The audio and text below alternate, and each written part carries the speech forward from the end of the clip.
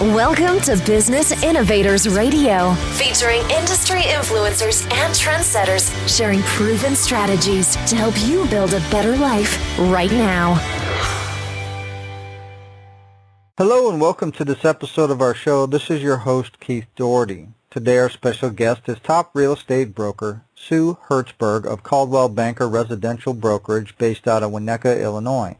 From her first year in real estate in 1977 until the present, Sue has ranked each year in the top 1 or 2% of any real estate board of which she has been a member, from the old Condex to the present-day North Shore Board of Realtors. Her initial career began in the midst of the Chicago condo craze of the late 70s and 80s, during which she took charge of sales in a multitude of courtyard buildings in Lakeview.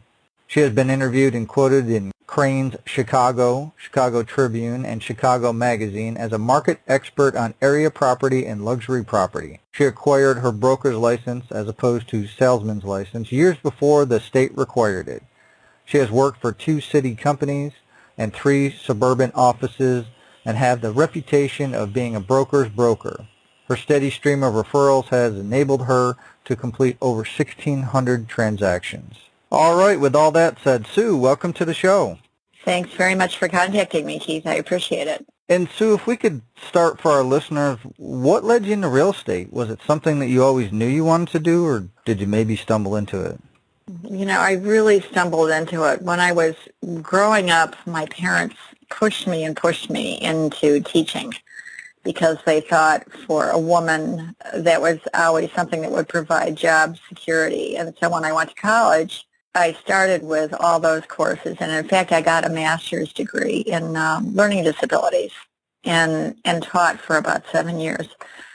And I really got tired of seeing the same people every day. I had a very solid school district where no one ever left. So for 7 years, you would just see the same people day after day, and they were perfectly nice people, but nothing ever changed. And also there were, I think yearned to be more my own boss. And about the same time as this was happening, a friend of mine had a very small real estate company in Chicago, but a very successful company. And he represented a lot of rental unit owners. So at the time, it was the condo craze in Chicago, and it was in the 80s. So all these developers were wanting to convert their rentals into condos. So it was about this time that my friend who owned the company urged me to get my license and try it during a summer break. So I did that, and I liked it, and it was really interesting. And so when the end of August came, I told my superintendent of my school that I was switching careers. So that's really how I started, and I have to thank the first person who really plopped all this business in my lap, because he had confidence in me. So he had me handling 24, 48-unit buildings right out of the box, which was a great way to start in real estate. But that's how I fell into it. Excellent. And can you talk a little bit about what personal attributes, traits, or qualities you think have most contributed to the success that you've had in real estate? I think I've tried very hard in my life to be non-judgmental. I think my parents sort of raised me to be like that, and sort of unreactive to situations in terms of being non-judgmental and open. And I also, for some reason over the years, I've had a lot of friends who are social workers, and I've watched them in action, how they treat people in terms of, again, being open. And also with the privacy issue, I feel like I keep facts about people really close to the vest, as they would expect me to. I don't talk about them at parties or gossip. And I think those are traits that are really important. And I guess I have to also mention at this point, I have a very collegial atmosphere with my colleagues, who are also my competitors. But we're sort of all in this together, and I believe in keeping all of my relationships with my fellow brokers very friendly and accepting. And I think this has contributed to the success I've had in terms of putting deals together, and also the privacy issue with my clients. Excellent. And do you think you give our listeners maybe another example of when these traits have played a role in your path towards success? Well, I think one of the hardest things for any of us is dealing with friends and family. And we would all be very upset if our really good friends or our family members didn't hire us as their brokers. But on the other hand, this is the kind of thing that's sort of ripe with trouble because any sort of financial issues are really hard for people to deal with, even if it's a happy occasion. But still, it just brings out actually the worst in people. So I think in looking back over the years, probably my 3 or 4 most difficult transactions have been with really good friends and family.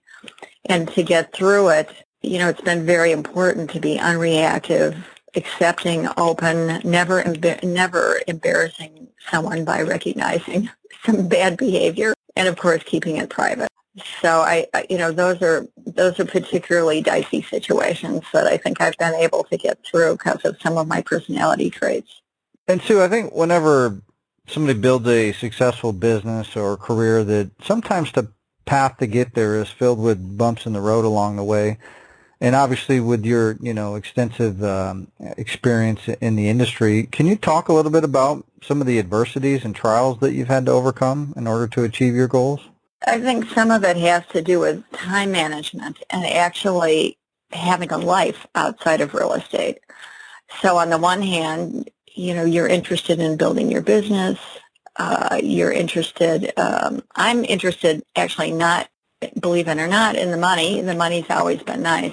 But the relationships and just the reputation and sort of the competitive spirit of achieving, the position of being sort of at the top of your game. And so putting that with raising 2 children and trying to not take time away from them and not be one-dimensional in terms of your job, I would say was a challenge. But my husband was in a family business.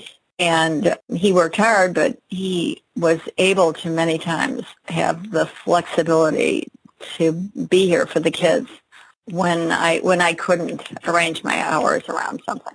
So I think I managed to avoid a lot of adversity in my life because, I had a very solid marriage, a very supportive partner who was able to take up the slack when I was working like a maniac. And my children are now 34 and 32, and we talk back about that. And I'm happy to say that at this point they're very proud of me. They almost are expecting their wives to kind of model our family setup, and for that I'm very happy. And Sue, I guess as, these obstacles come up for you, what kept you going despite the obstacles? Why didn't you give up? What was your driving force? Well, I think mainly I just liked it. It's like if you were a lawyer and every case you take on, you meet new characters and you learn something new from every single case you take on. And I felt the same way about real estate. So that I have to say practically all the time, if you do a good job, people are very nice and they're appreciative. So even if there are some dead ends or some slippery spots, generally speaking, it's a pleasurable experience, and it's just interesting to meet different people who have different needs and the way things unfold. There are no 2 cases that are alike. And so even when I've been tired and the phone calls have come at like 10 o'clock at night and, I've been thinking, oh my God, have I really had enough of this? Something always good comes of it. And it's fun and it's interesting and it's intellectually stimulating. And Sue, I guess kind of looking forward, what's your vision for your business and your career over the next 5 years? I've been trying to decide if I want to slow down at all. And my husband and I have been talking about it at length. And I still enjoy what I do too much. And especially now that my kids are grown and out of the house and on their way, I continue to have time to do this. And people keep calling who are interesting and nice. And so as a result of it, I've decided to bring somebody into my team who helps me take care of a lot of the detailed work, which I've always taken care of myself over the years, but I've been doing that for the last 2 years, and I'm going to expand on her tasks. And I think I'm also going to take a younger broker into the business who has accomplished a lot of deals, but is interested in expanding. And I'm going to sort of take on a teaching role with that person, but also take the lead role. So I sense in the next 5 years I'm still going to be in the business and trying to share some of my expertise with somebody who I think is going to be really good. And I guess kind of on top of that, what do you feel is the best way you market yourself as a real estate professional so that you can have continual growth? Well, it's tricky because unlike many brokers, I don't wear my career on my sleeve when I go to a cocktail party. I don't want to talk real estate all the time. I have a lot of other interests. However, I am very interested in what's happening with all of my clients. And what I usually try to do is on particular occasions or dates, I do keep in touch with people via email and see how their kids are doing or did they start school. And I have a whole list of people who I've dealt with maybe the last 3 or 4 years who I keep in pretty close contact with that way. And I also send out data-driven information about their community because everybody's always interested in what's happening with their most important investment. We send information, what we call information e-blast, on at least a quarterly basis to keep in touch with people. I think that's really my most important way of keeping in touch. I think it's that constant person-to-person stuff that really matters. And Sue, I think sometimes when the general public looks at real estate agents, they don't fully understand the value that they provide from both a buyer and a seller standpoint. What do you think the biggest misconception or myth people have about working with a real estate agent? Well, I think whenever you deal with somebody who works on commission, you have this tendency to think that their only interest is getting the deal done so that they can get paid. And I certainly have quite a respect for everyone who works on commission in any line of work. And I can say from my own experience that actually isn't true. I mean, I've been lucky because I've always had a second income in my life, so I haven't, although I certainly could have been solely self-supporting. I've had a partner in life, my husband, who has always worked too. So I've had a little bit of a luxury, but I think people tend to think that we brokers are only in this to sell the house. And that's a fallacy. Most of the people that I know are really interested in finding a good match for someone and are looking at this in terms of a future relationship. And of course, if a broker isn't interested in this, they're not gonna make it in this career because people can see that. But I think, the misconception is that we're all in it for the money. I mean, I frankly view it's sort of a challenge. It's like every person is a challenge to find something that is going to make them happy enough, because everything is a trade-off, but also it's a good match and will make that person think that you did a good job and keep coming back and finishing the task. And it's nice to get paid. It's very nice to get paid. But the value-added thing here is important. And, the data is out there. And you can always find sales and comparables and that kind of stuff. But when you really start talking to somebody about how to put a deal together and the way the whole process works, and you actually start talking to them about the comparables themselves that you've been in, whether it's been the last time or whether it was 20 years ago, you're always trying to add value to the transaction because the data's there. But it's all kind of the inside dope that matters. And Sue, let's say you get a call from a family member or a friend, and they're in another state, and they want to sell their home. Now, obviously, with your extensive experience and probably with your connections, you could look up an agent and do a referral. But from a general advice standpoint, what advice would you give them about selecting an agent that could best serve their needs? I've tried to help people do this, and a good way to do it is to, and again, since data is so out there, I've helped people do it by looking at somebody's neighborhood. Let's say it's in a different state, and I look at sales, and I take a look. I do sort of an inventory of brokers who've had the listings in those neighborhoods or have had the buyers in those neighborhoods, and see if somebody pops out at you. And then try to find 2 or 3 names and interview those people and see if you can't flush out some of the self-aggrandizement from how these people really work, because right now people really fudge their statistics, really massage the facts. But if you look on one of the conglomerate websites and try to find the brokers who've done the most amount of work in your neighborhood, I think that's a good start.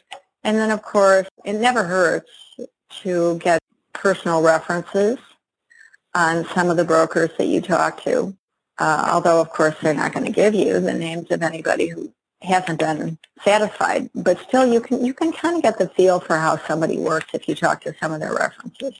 Excellent. And Sue, obviously based out of the Winnetka, the general North Shore suburbs of Chicago area, and if somebody's looking for real estate services or an agent in that general area, what's the best way they can find out more information about you and how you can help them? Well, if you just Google Sue Hertzberg or go to SueHertzberg.com, my website will come up. It's with Coldwell Banker in Winnetka, Illinois.